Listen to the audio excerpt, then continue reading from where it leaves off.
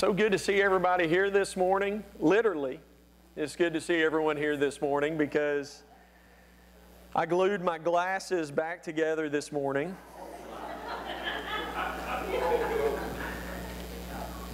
I give you full permission. This is my third time to glue them. Now, I'm working on getting new glasses, so don't worry about all that. But this is my third time to glue these glasses together. It doesn't last very long, so if I'm preaching and they fall off, I give you full permission to laugh.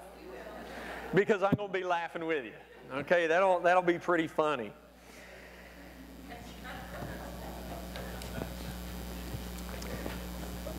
Since the very beginning of this series, I've asked you guys this question. What's one thing that you would say that you could use right now? And some of you may have thought from the very beginning, man, I could use some joy, and we talked about joy. Some of you may have said, well, what I could really use is some faith. And after last week's lesson, some of you have pulled me to the side and you've talked to me about how faith is a very real struggle for you. But maybe it's not joy, and maybe it's not faith. Maybe for you, it's hope. Maybe for you, you're thinking, man, I could really use some hope in my life right now. I want to begin with a story about a 7-year-old boy by the name of Alex. And Alex was at church one Sunday morning. He was out in the foyer. And he was looking at this big plaque out in the foyer that was covered with American flags, and on it there were all kinds of names. And the preacher noticed he was just staring at this plaque. And so the preacher walks up to him and he says, Alex, he says, is everything okay? And little Alex looks at him and he says, yes, sir. He says, but what are all these names? And the preacher said, well, he said, those are the names of those who died serving, who died in the service. And little Alex is looking at that, and you can just see, man, his face. He's getting nervous, and he's kind of uncomfortable. And finally, he looks up at the preacher, and he says, which service was it? Was it the Sunday morning service or the Sunday night service? Don't you love kids? Kids are so innocent, and I think so oftentimes when you talk about children, many of us think, well, it's our children that is the hope for tomorrow. But here's the deal. How can our children be the hope for tomorrow if there is no hope for tomorrow? You see, you got to have hope to do big things. Last week, we talked about faith, and what we're going to see today is that our ability to live by faith depends on how much hope that we have. And so this morning, the question is this: do you have hope? Because living by faith today is contingent on our ability to look hopefully at tomorrow. I'm going to tell this story for Dawn Purvis. Aren't you a Nebraska fan? Okay, so back in the 80s, Nebraska was something. They won several national championships. They were really hard to beat every single year. Well, one particular year, they were supposed to play Iowa State. And no one gave Iowa State a fighting chance. In fact, everyone believed that they were going to be beat by over 40 points. In fact, even the Iowa State fans didn't give themselves much of a chance. Because normally the week of big games, they would put on banners or posters things like "Kill Kansas" or "Beat the Bears." But the week they played Nebraska, they put up a banner that read "Maintain dignity against Nebraska." Well, spiritually speaking, how are we supposed to do that? How are we as Christians to maintain dignity when life gets really, really hard for us? How do we as Christians live above what pulls most people down? And the answer to that is hope. And we live full of hope because we are convinced that the tomb is empty. In other words, we're able to live what pulls most people under because we have the hope of Jesus Christ. Today is bright because of Jesus. Because He came to this world and He lived the perfect life and He went to the cross and He sacrificed Himself for you and me, and then He rose from the grave to conquer sin, and now He sits victoriously at the right hand of the Father. Yes, today is bright because we are sure as Christians of our tomorrow because of Jesus. But let's talk about what the flip side of that looks like. Several years ago in Maine, there was a small little town by the name of Flagstaff. And it was in a floodplain. And so the state government decided what they were going to do was that they were just going to flood out that town completely, and they were going to turn it into a lake. Well, after they made that decision, guess what the people of Flagstaff did? Absolutely nothing. They stopped maintaining their town. They stopped fixing their roofs. They stopped painting their fences. They stopped fixing potholes in the road. And you and I, we get that. We understand why. Why care about something today if it's just going to be gone tomorrow, right? And here's the point. The point is today, you and I, we believe because we have hope in Jesus. Look at this passage. I love this passage because 1 Peter chapter 1 verse 3, Peter is writing this, I don't know if you realize this, from a prison in Rome. Can you imagine? Julie had an opportunity to visit that prison, and it's nothing more than a dungeon. It was very dark and it was very cold, and he wouldn't have been given much food. But he says, "Praise be to the God and Father of our Lord Jesus Christ." You're praising Jesus? In a time like this, why? Because in His great mercy, He has given us new birth into a what, church? A living hope through what? Through the resurrection of Jesus Christ from the dead. You see, unlike Flagstaff, we have a hope for tomorrow. Do you have hope?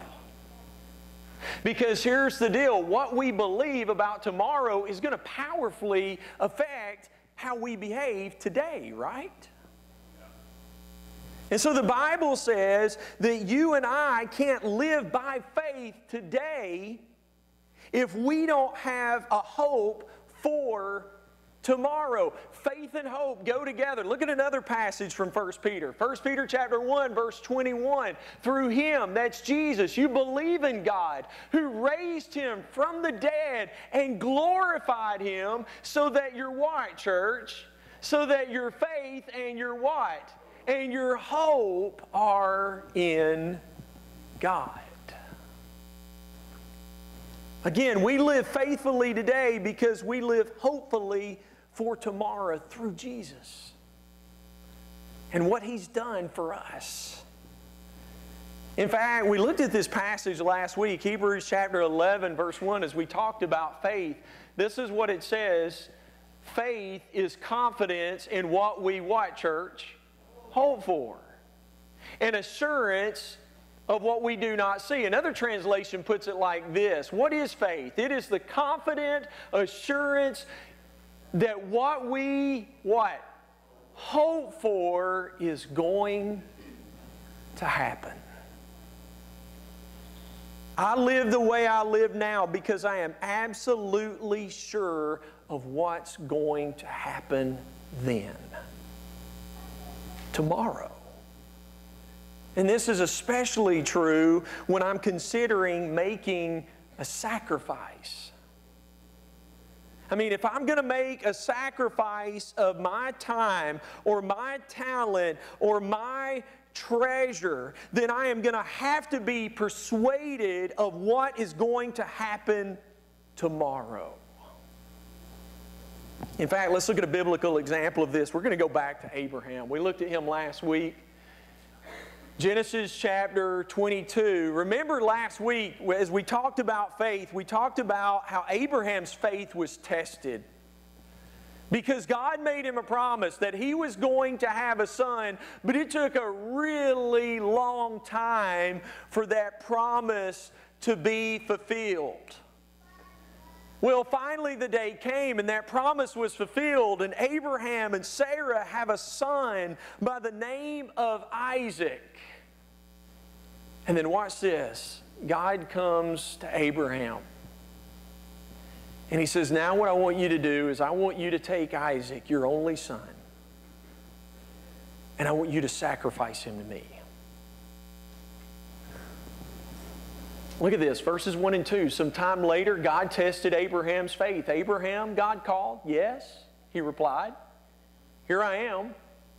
Take your son, your only son, yes, Isaac. It's almost as if God is saying, listen, I'm not talking about Ishmael.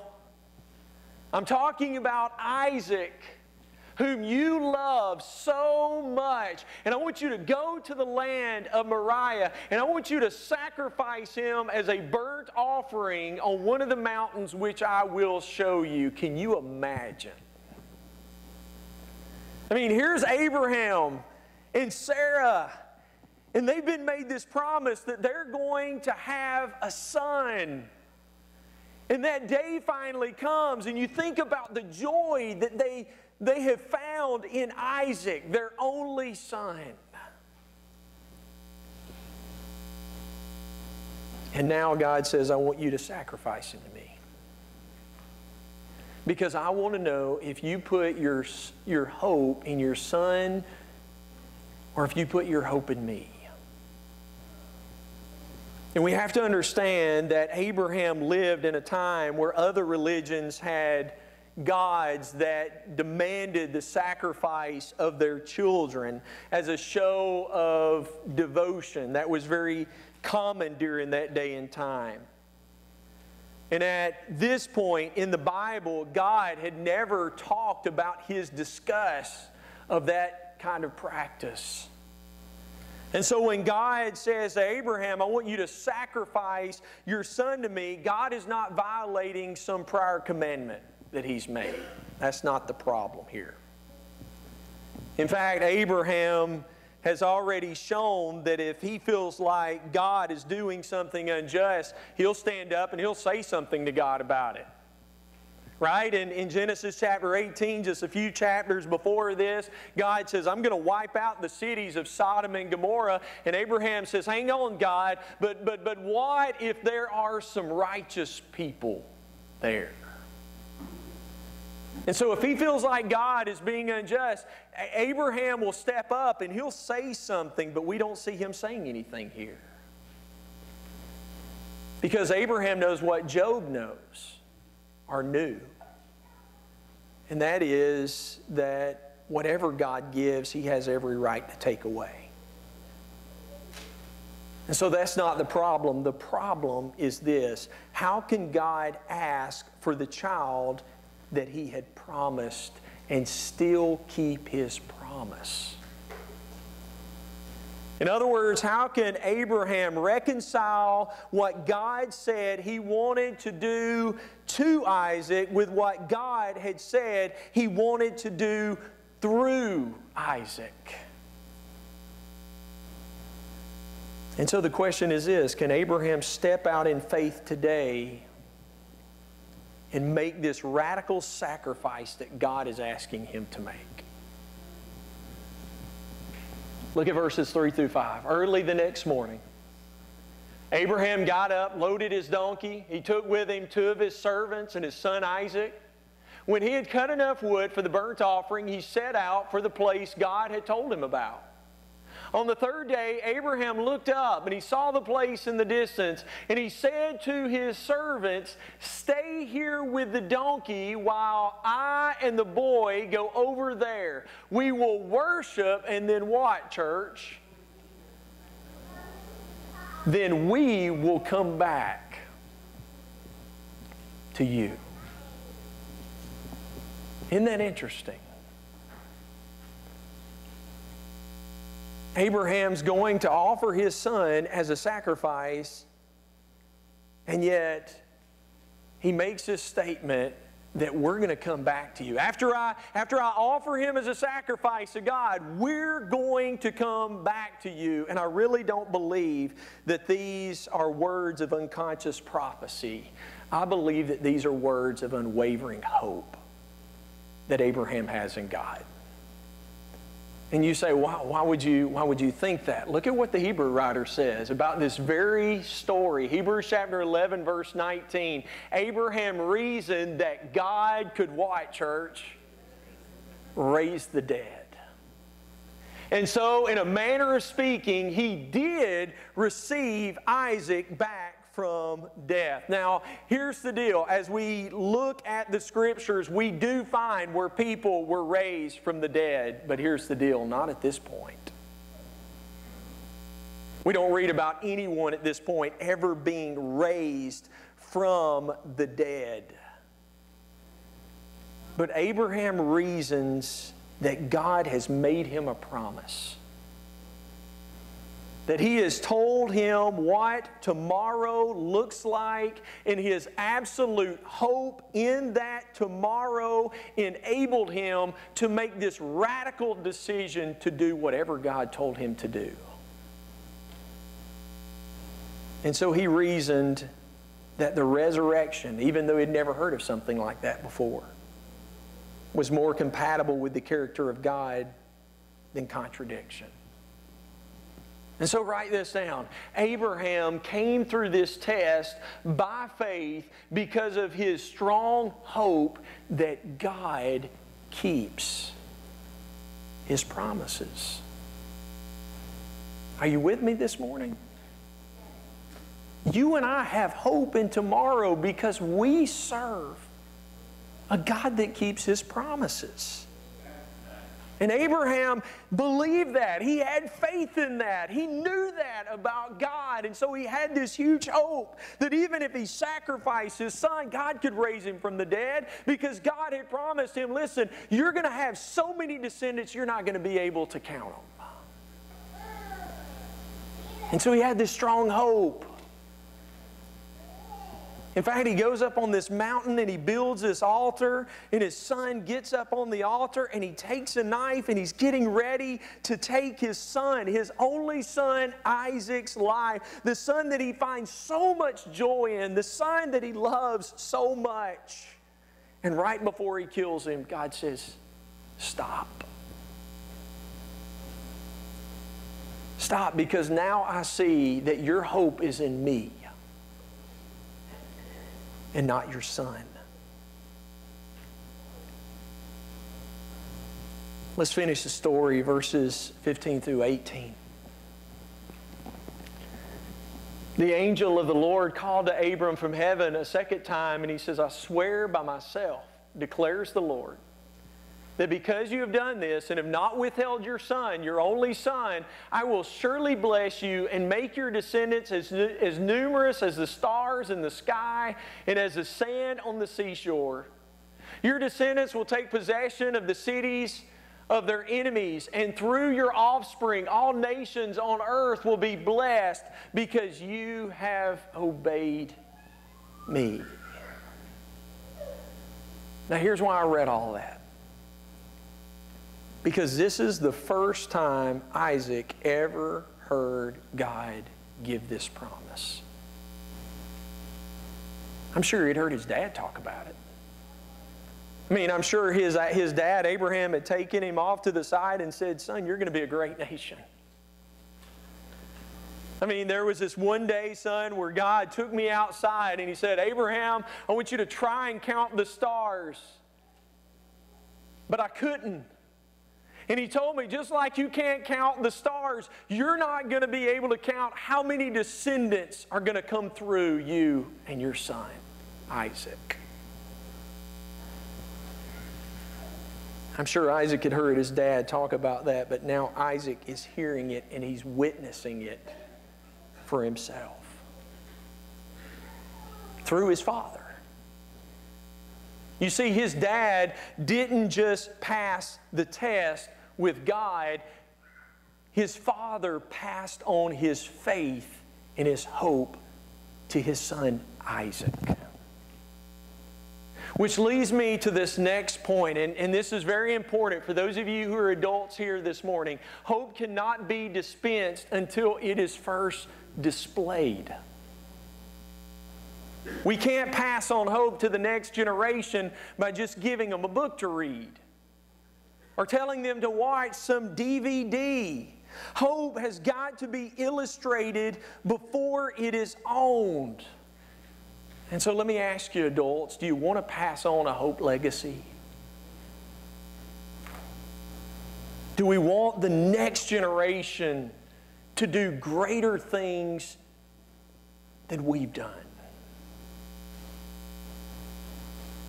Well, here's the deal. We have an opportunity starting right now to show our kids that the way we live today is because of how sure we are of the God that we serve and that He always comes through tomorrow.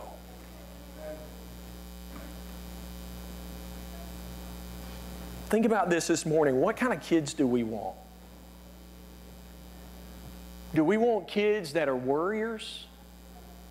Or do we want kids that are worshipers?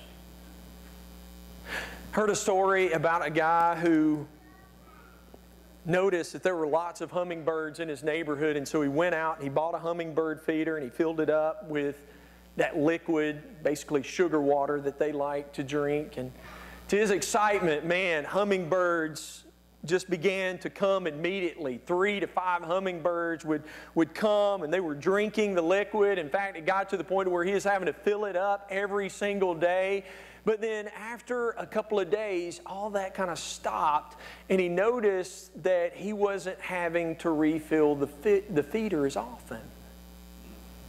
And so he began to watch, and what he noticed was that there was a big male hummingbird that was guarding that feeder. Whenever the other hummingbirds would come up, he would swoop down and he would make all the other hummingbirds leave. He wanted all that for himself. He made that feeder his domain. But listen to me, it came at a price. For that to be his domain, what that meant was he couldn't fly anywhere else or do anything else. 24/7, he had to stay right there and worry about that feeder. And many times that can happen to us. We can live in bondage to worry. When God is trying to teach all of us, give it up. Let it go and give it to me. Don't you see that in the life of Abraham? Don't you see God teaching that to him? He says, first of all, to Abraham, I want you to let go of your home. I want you to let go of your country, and I want you to let go of your family. And he says, and later on, he says, I want you to let go of your nephew Lot. And later on, I want you to let go of your son Ishmael. And then it even got to the point to where God said, and now I want you to let go of your son, your only son, Isaac.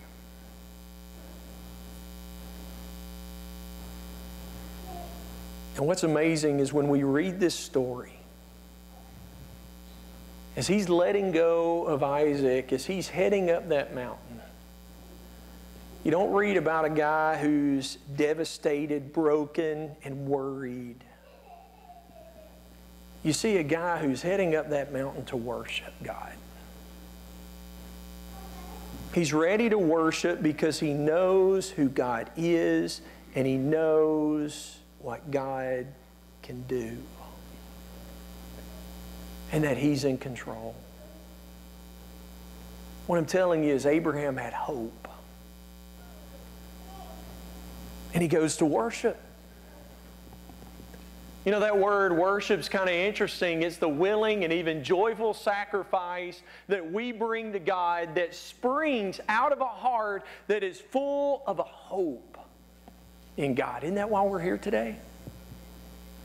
Because of our hope for tomorrow through Jesus Christ and what God has done. Isn't that what we want for our children?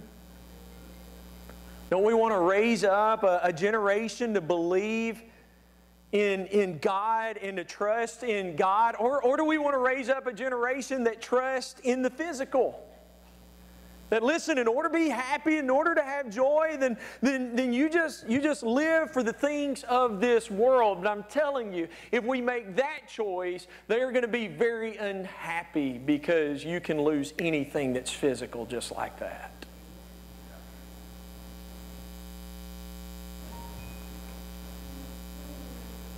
Our children need hope.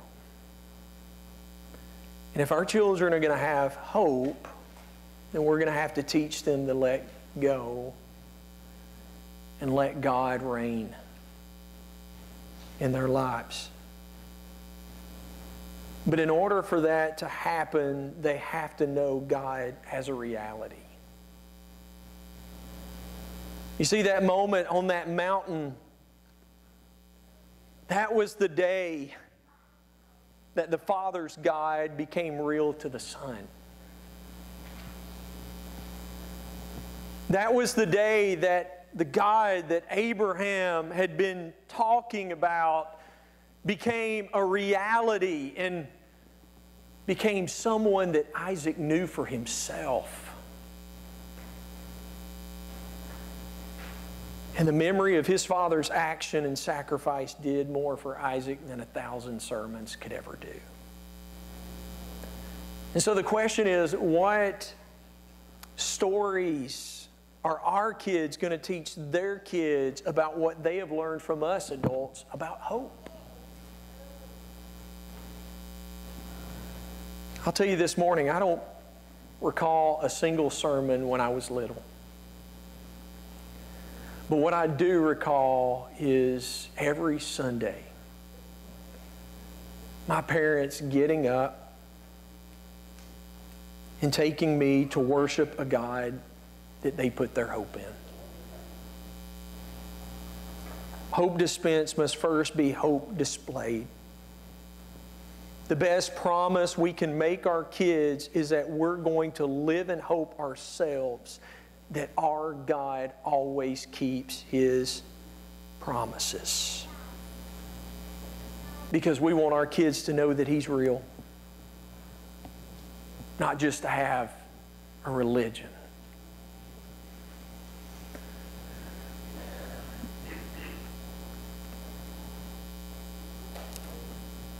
Look at Romans chapter 12, verse 1.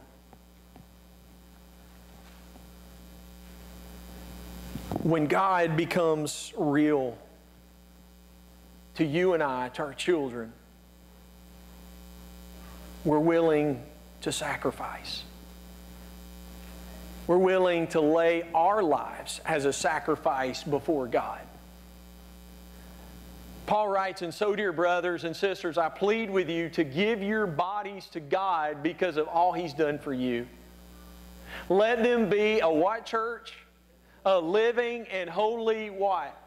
Sacrifice, the kind that He will find acceptable. This is truly the way to what, church? To worship Him. And again, isn't that what we want for the next generation? That they would take their everyday, ordinary lives and they would place it before God. That they would fix their attention on Him. But here's the deal, adults, it starts with us. Do our children see that faith and that hope that we claim we have in us? I love this. Judy Clark has been sending me basically some daily devotionals that she's put together herself. And this is what she sent me Tuesday of this week. She says, "Good morning."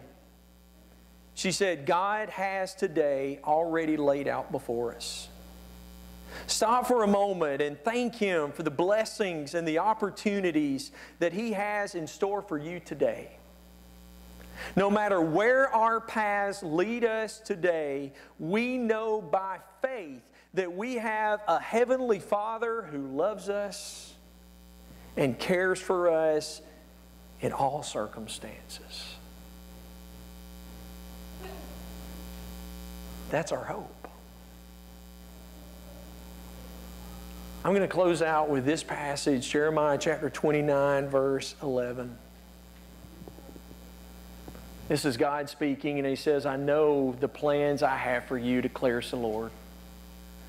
Plans to prosper you and not harm you. Plans to give you" what, church? Hope and a future. And hope and faith, they go together. When we have hope for tomorrow, that strengthens our faith. And we have a God who is going to come through for us, and He's always going to be there for us, and He loves and He cares for us in every way. And today, maybe you need some hope. Maybe today you need to give your life to Jesus Christ, who came and died for you, who sacrificed His life so that you could be free from sin and worry and doubt. Or maybe today that you are a Christian, and maybe your faith, like Abraham, has been wavering. And we would love to pray for you. And we would love to encourage you in the hope that all of us have as Christians. That we serve an awesome God, and He's in control. And He's watching over all of us. And so today, whatever the case may be, whether it's to come to Jesus, commit your life to Him, putting Him on in baptism, having all your sins washed away, Acts 22:16, or rededicating your life, asking for prayers, won't you come? Together we stand and sing.